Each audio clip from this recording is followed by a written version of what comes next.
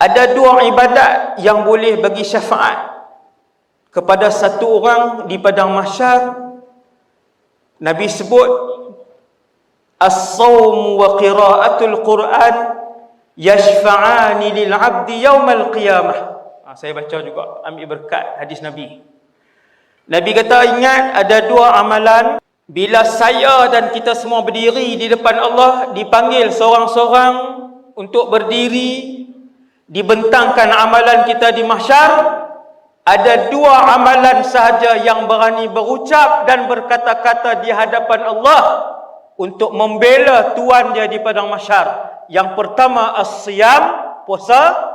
Nombor dua qiraatul Quran, bacaan Quran. Dua ni je boleh bercakap. Malaikat diam, para rasul diam di padang mahsyar. Sedekah kita diam, haji kita diam bahkan. Nabi sebut dalam satu hadis yang sahih, dua yang akan berucap dan bercakap di padang mahsyar, as-siyam wa qiraatul Quran, puasa dan membaca Quran. Subhanallah. Ulun tuan-tuan.